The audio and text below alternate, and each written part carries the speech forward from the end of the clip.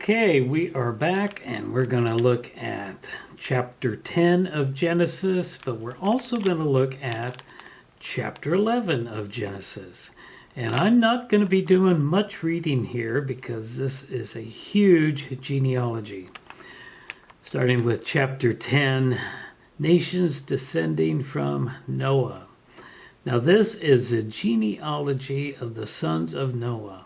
Shem, Ham, Japheth, and the sons were born to them after the flood.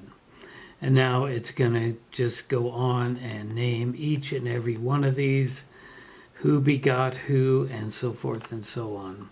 And this just goes on and on and on. I can pretty much pronounce almost none of these names. I am not that good with it, but they're here for a reason.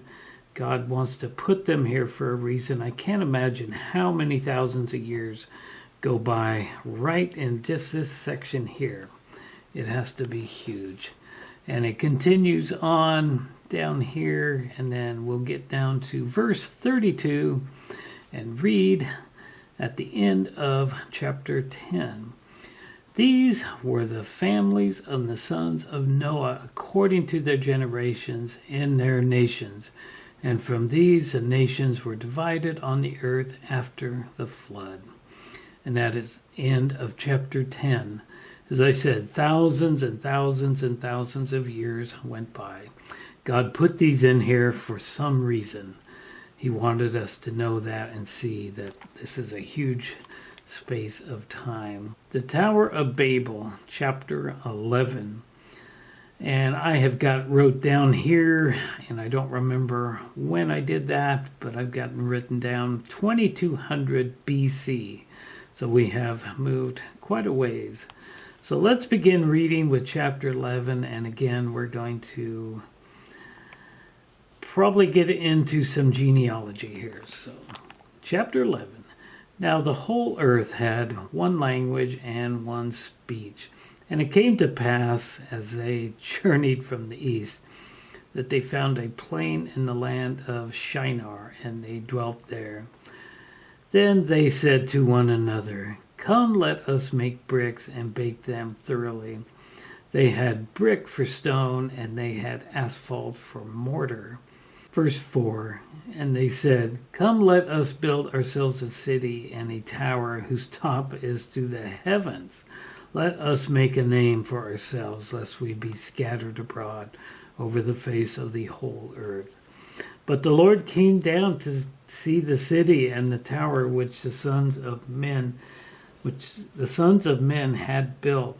And the Lord said, "Indeed, the people are one, and they all have one language." And this is what they began to do. Now nothing that they purpose to do will be withheld from them. Verse 7, "Come, let us go down there and confuse their language, that they may not understand one another's speech." So the Lord scattered them abroad from there over the face of all the earth, and they ceased building the city. Therefore its name is called Babel, because there the Lord confused the language of all the earth, and from there the Lord scattered them abroad over the face of the earth. So I am pronouncing that Babel, but it might be Babel. Certainly we have heard the phrase, "What are you babbling about?" And that's where this comes from. The Lord had confused their language. Okay, with verse 10, Shem's descendants. So this is the genealogy of Shem. Shem was 100 years old and begot Arphax 2 years after the flood. Now that sounds pretty funny, doesn't it? This is only 2 years later. Well, of course, all of this happened before this happened, obviously. This is right after the flood. So we got this huge genealogy going here, all the way down, all the way down. It's giving the age of each one when they died, and we would be seeing, if we were reading that men's lives are getting shorter and shorter.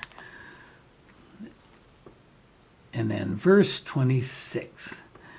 Now Terah lived 70 years and begot Abram, Nahor, and Haran. That is Abram. That is Abraham. And then verse 27, Terah's descendants. And again, we go through the genealogy. And Terah is Abraham's father. Verse 29, then Abram and Nora took wives.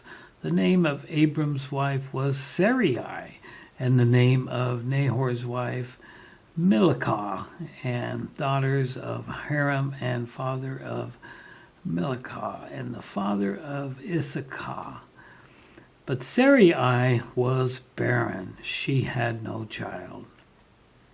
And Terah took his son Abram and his grandson Lot, the son of Haran, and the daughter-in-law Sarai, his son Abraham's wife. They went out with them from Ur of the Chaldees and go to the land of Canaan. Here we go, the land of Canaan. And they came to Haran and dwelt there.